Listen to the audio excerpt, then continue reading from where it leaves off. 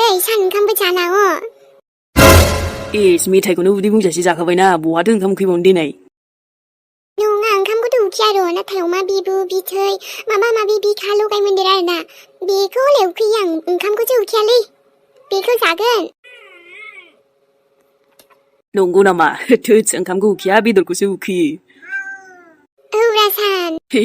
दे होमबालाय आं हले जानो हाथ'नाय नंलालै गाबोन फुङावसो जानोसै आङो नै जाम्बा जाथ्रा बेदरखौ जानांगौ आंना हले जायालै बेदर होनबाथाय एसे आलदा फिलिं फैखायोना उखैनायानो ओंखामखौ उखैयाबाबो बेदरखौ जाखाथारो आं थुनथुलियाव ओमफ्राय थुनथुलि मेलाखौलाय माबायदि मोनखो बेरायना मोजां मोनबायना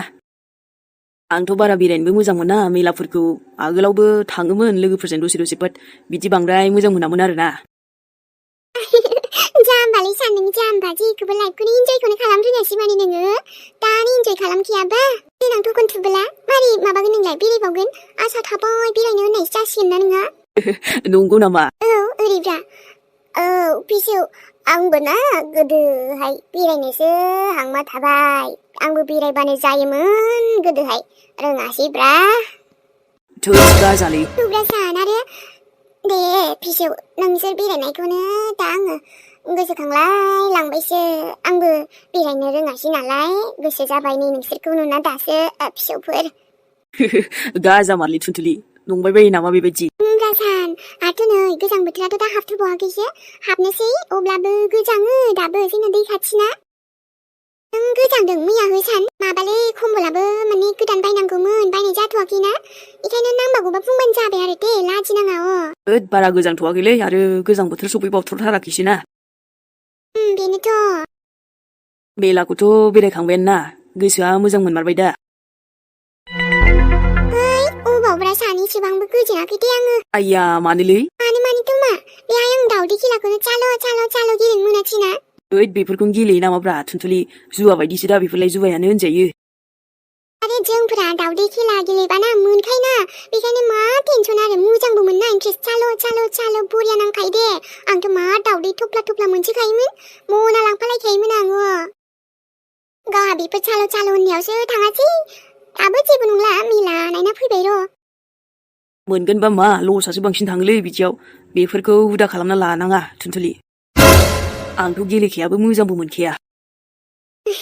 आंबो गेलेयानो बोसोर जाबाय बेफोरबायदिखौ दा जोंहा दावदैखौ थफ्ला मोनबोनाय मोनबाय सानदोंनो दावदै रुयै दावदै भाजा एवै दावदैल' ओंख्रि जाबाय थासिगौमोन आङो अ माय गड थुनथुलि दे आरो ओमफ्राय बा उन्दुनो ओंखारलायथाराखै नामा नों दिनैहाय उन्दुनोथ' ओंखारबाय नों उन्दुनो ओंखारथ'वाखै दानो उन्दुनो ओंखारो नामा आंना मेगना फिसानोसो आङो क्राइम पेट्रल नायबावगोन आहट नायबावगोन भुटनि बिदिनो नायो आरोना आङो नों आरो नोंनि सिरियाल दे नायथ' होमबालाय दे आं उन्दुनो ओंखारबाय औ आरो बे मानसिनि जानाय लोंनाय ब्लगमोन नायनो मोजां मोनसै आङो आरोबा सान आं खोनानो मोनदोंना बै न' खाथियावनो जि दावराव जासिदोंनो बिसि फिसाय नांलायदोंनो दा बारबा नायगोनसो आङो बे साना आंखौ गिगोन नंदों आरे सनासो आङो सना आरो जानला मोनला गिया दाहालागैथ' बिसोर पुलिसाव थांबायानो दां नाथाय आं पुलिसनि आखायाव फैब्लाबो बारग'फिनखागोन गोबां कन्टेक्ट दंखायो मामिनाबो आरोथ' आंखौ बुंखादोंना एबार सना नों बेलेग सानदो बेलेग गोख्रैनो मा खालामबावगोन नों नेक्स्ट स्टेपआ आखायाव फैखानायानो आखाइनिफ्राय बारग'लांबाय नाथाय जेबो नङा आं जेना आं मिथिगौ बे थुनथुलि मोननावनो थाखागोन एसेबां मोजां मोनोमोन आं नोंखौ सान नाथाय नोंबो आंखौ मोजां मोननायबा बेसेबां हेपि फेमिलि जागौमोन नाथाय नों बे थुनथुलिखौसो जुलि खालामबाय मोजां खालामासै नों आंनि मोननांगौ खुसिखौनो बे थुनथुलियासो मोनगासिनो आरो आं आखायाव आखाइ बोरै थानो माबाथ' बेलेग सानदो सना गोख्रैनो बे पुलिसनि आखायाव फैनायनि सिगांनो नङाबा आं बिसोरखौ सान्थि थानो होथाराथ' आंबो जि खालामदों आंनि मोननांगौ मोन्थायनि थाखायसो खालामदों नङाबा आइ सना माथो अलंबारा न'आव गैया मा होनदों मामि औ न'आव गैया नोंनो खोन्थालांदों नामा बियो मामि आंथ' जेबो बुङाखैमोन ड्राइभारासो मिथिगौ नामा सोंदोंमोन आइ नाथाय रावबो ड्राइभारानो थाङाखै माथो मा दाख्लैनिफ्राय बेबो गथ'आ एसे सिरि सिरि थाबाय दं र' मा जादों बुंबाबो जेबो जायाखै होनो लोगोनावसो थांदों नामा माब्लाबा थाङो बेबो खाथियावनो सासे दङ नालाय आरो थाङो दे माब्लाबा लोगोनाव होमबाबोथ' नोंनोबो आंनोबो खिन्थायाखै बडिगार्डनाव सोंदों ओरैजाय मामिनाव सोंखाबाय आङो होनना बुंदों जाहैदों मा र' मामि आं फन खालामनि औ खालामनाय आइ ओमफ्राय एसे साबधान आइ बे साना पुलिसनो खबर हैखाथारगोन बियो जेखौबो नङा नङा बुंजोबखा नङि बायदि था मोनथिबाय बेनावथ' जेबो प्रुफबो गैखाया आरो पुलिसाबो प्रुफ गैयाबाथाय जेबो खालामनो हाखाया मोनथिबाय औ मामि जोंथ' साबधानैनि सिगांबो खालामबोखादोंमोन खामानिखौ जेबो बिदि प्रुफ दोनबोखायाखै जोङो भेरि गुड आइ आरो जेनथारनाङा सानजों मोनथिबाय दे र' आं बाबानो फन खालामनि ओमफ्राय बिनि लोगोनावबो फन खालामनायनि थुद नायनाङालै नै मानो मा जै जाबाय थानो होब्रा बाथो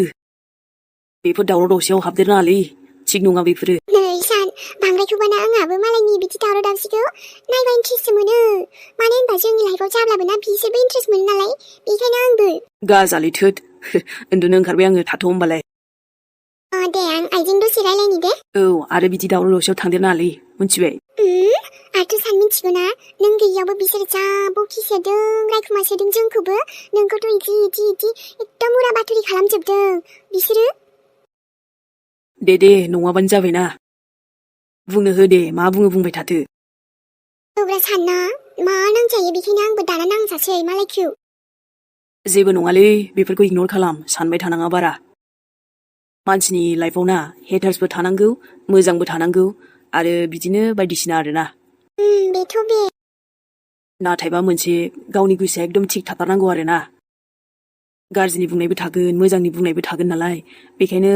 नोंनि गोसोआल' नोंनि गोसो बायदि सोलिनांगौ गुबुननि साननाय बायदि नङा होमबालाय थुनथुलिया गावनि साननाय बायदिसो खालामखायो दा आं मानसिफोरनि खोथा लाया सान दे गेजेर गेजेर समाव नोंबोथ' आंखौ एसे बोरैबा सानफ्लांबायमोन ना बेबायदि साननांलालै जागोन दे आं कम्बलखौ दा लांसै दे नों उन्दुहैग्रो थां अके दे गया खावखांबायमोन दा फाथै सुनै औ खावखांबाय आं दहायनो दे अब्लालाय बैनायालाय उन्दुबाय अबाव उन्दुनो बेलाय मबाइल दांगासिनो खोमा बा फुजा बेरायगासिनो बेबो सेंग्रा थेख्लाया जोंना गथ'आ दा थाङोबाबो मानिया ओमफ्रायथ' फैसा बिबाथ' सान हरनाङा दै जागोन दे एसे एनैयालाय हरजायो जेबो नङा आयो जिउआव दासो जोबोद खुसि फैफिननाय बायदि मोनबायलै सान फैनानै नङाबा दाख्लैफोर जाबाबो लोंबाबो गोसोआनो दसे मोनबाय थादों र' माब्लाबा सानलाय लाङो बे सनिया मा नांजाबाय थायो दे आरो बिनिफ्राय गिदिर प्रब्लेम फैबाय बायोबा जोंनि लाइफआव बे सनिया माब्लाबाबो देरहानो हाया आंनि सानखौ आंनिफ्राय गोजान खालामनो नाजायोथ' आं बिदि जानो होआलै जोंनि गेजेरावनो माब्लाबाबो गावस्रानाय होननायानो दा फैथारथों गाबोनो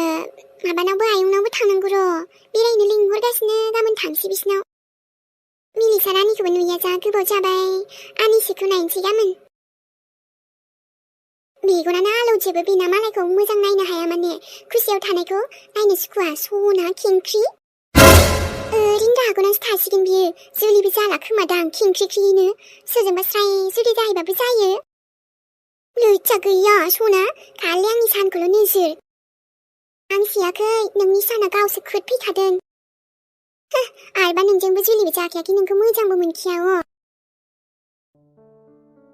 आरे माथो ओंखामानो खामनाय गोजा आंना मोनथिगौ दहाय एसे खामदोंमोन नाथाय आइया आंनो मानो बेखौल' दोनखो ओंखामाबो गैला ओमफ्राय आं बेखौ मारै जानांगौ एथ' गोखाम ओंखामखौ दसेल'सो आं होमवर्क बानायबावदोंमोन गाबोन स्कुलनि आइया आंनो मानो बिदिखौ दोनखो आं बुंखादोंमोन ना दा दसे थाना जागोन बेबायदि ओंखाम एथ' गोखाम दोनो आरो माथो आबैयाथ' बिदि दोना आंनो मा ओंखामखौ बेफोरबायदि नायबायल' थासै नों आरो ओंखामफोरा थाब जादो दे नोंल' दंसै दहायनो जानो लिंखाबाय हामानोथ' फैयाखै नोंलाय आयै दहायबो आं खामानि माखासे मावनानै होमवर्कखौ खालामजोबनो मोनाखै बेखायनो आं लिरदोंमोन दा जागोन बुंखादोंमोन ना दा जादो आरो ओंखामखौ खुरखाबायना आङो आरामसे जादो ओंख्रिबो दंखायो माथो नायबाय थाखो दे नाथायबा ओंखाम मोजाङानो एसेबो गैला माथो आयै गोखाम गोजासो बियो दहाय ओंखामखौ सोर सङा नोंसो संदोंमोन नंगौना नङा दा बे ओंखाम गोखामखौ नों खालामदों नों नङाबा आरो सोर जानो हांजागोन ओंखामा ओरैनो माइरंखौ बायना मोनाहाय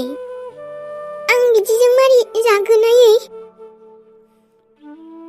बिदिजों मारै जागोननो ओंखामखौ सोरबा बिदि बासियो जि मोनदों बेखौनो जा सोरबाबाथ' ओंखामखौनो मोनजाबावा बेफोरबायदि दाबल संबा मा जोरगोन ओंखामालाय माइरङा इसेबां गोखाम ओंखामजों आं मारै खहाबगोन ओंखामखौ खामोबा खामोनानै मोजां सङा आरो ओंखाम मोजाङा थोआसै दे एसे बुरजा मानसि न'आवनो बयनोबो रानैनो गैला बेखिनिल' बासिबाय दे नोंल' जायाखै दे नोंल' आंबोथ' जादों जा गोख्रैनो ना नोंफानो खिन्थानोसैलाय आरो नों बेखौनो आयै आं नायदोंमोन थोगौमोनथ' ओंखामा माने एसे गोखामद्राय जाबायना एसेबां गोखाम ओंखामजों आं मारै खहाबगोन आयै एसेथ' मोजां मोनदोंमोन ओंखामखौ नायखादोंमोन एसे खामनायबाबो एसे थोगौमोनथ' जा आरो नों मिलिसा ओंखाम गोखामखौनो जा माथो जानो आरो बेबोथ' ओंखाम नङाबालाय माथो बेलाय उदै बुंबानोथ' जाबायना माथो जानो नाय मिलिसा आंबो सानफाथुलु खामानि मावनानै एसेबां आंहाबो माबा थाबाय थानो हाया थाब जादो ओंखामा आंबो नेबाय थानो हायाना गोजां बोथोर हाबबाय ओमफ्राय नोंखौ नेनो खोन्थादों थाब जादो ओंखामा गोख्रैनो ओंख्रियाथ' गोथावना हनै उदै बुंबानो जाबाय दे आंबो बेखौनो जादो दे आरो आयै ओंखामाबो गैखालाबा बेनिफ्राय आंखौ ओंखामबो उखैदों बेखौनो जानोसै आं नोंबैयाथ' आरो नेनोबो हाया नोंखौ दहायनो मुगानैसो मोनलायबाय बियो उन्दुनायानो आइ लक्ष्मीखौ माब्लाबाबो गाज्रि मोननो हामानो बेखायनो आं बेखौ जेबाबो खामनायबाबो जानोसै आं गारला बेखौ जागोन आं ओंखामानो गैखालाबा उखैबायबोना आंखौ आइ थुन्दुलि आयै नों मेथाइखौ जाबाय जों लाबोनायखौ मोना गुना जाबावो नामा मेथाइ सेथायनो बेफोरखौ गोदै गोबाब आं जायाहाय गाबोन फुङावसो जागोन आङो आयै जाथार मेथाइया गोथाव लाबोखादों नों पसन्दिदाखौनो नायनाय मेथाइ होनबाथाय गावहासो बारसिनखायो माथो आरोबा नोंनि बिजामादै सानासो बायजोबखादों दा गासिबो आइनो बेखौ लांगोन जालायथारदों मालाय माथो बुंबावनो आरो नायदोनि बिनि नाम खोनाबा बेहादि मा जाखाङो दाना बेफोर दे ओमफ्राय पुलिस स्टेशनावलाय माला थांगोन बे केस हैनो होननाया सनाखौ गाबोननो थांगोन आयै गाबोन थांनानै बे सनाखौ जोङो केस फाइल खालामगोन हामबाय दे बिदिबाथ' आरो हमथारनांगौ बिखौ थाबैनो हमनो खोन्था बे सानजावैसोखौ नङाबा बिदि डिस्टार्ब खालामबाय थागोनथ' नोंसिनि जिउआवबो ओरैबो जाया माब्लाबा बे सानाबो बिनि खोथायाव गोजावब्ला मा जागोन नोंहा देनाय बेफोरबायदि जाया दे नेगेटिभखौ सानद'नाङालाय नोङो जायाबाथ' मोजांनि बाथ्रा आयै मानसियालाय उन्दुहैबाय ओमफ्राय गोजांगोन ना मागोनथाय कम्बल गांसेखौ नों दिरुनबावलाय लायनि आं होमबालाय आरो नोंखुनजा फन खालामाखै हरदों दहायसो फनबो हरदों आरो थाबैनो लिंहरदोंमोन दे उनाव थांगोन बुंबानो जाबाय आइयाबो मानिखासिगोन दे एसे बावैनो सनामोन दिनैनि भिडिअखौ बेखिनियावनो दोनथ'नाय जाबाय नोंथांमोना नायनानै माबोरै मोनदों फोरमायहरलायदो मोजां जाबाबो जायाबाबो दसे समबाबो लाबोबाय भिडिअआ एसे गुसुं जाबाय आरोना नायसाबदो लोगोफोर बेखिनिखौनो नेक्स्ट भिडिअ जों थाबैनो लोगो मोनफिनगोन अब्ला जों थांथ'नोसै मोजां मोनदोंब्ला लाइक खालामबानो जाबाय बावना दै आरो कमेन्ट्स खालाम मोजां मोनग्रा सनामोना कमेन्ट्सबो खालामनो हागोन बावना दे सनामोन लाइकबो थुना हो आरो कमेन्ट्स खालाम मोजां मोनोबा कमेन्ट्सबो खालामबानो जाबाय नेक्स्ट भिडिअ जों फैफिनसैलाय बाय बाय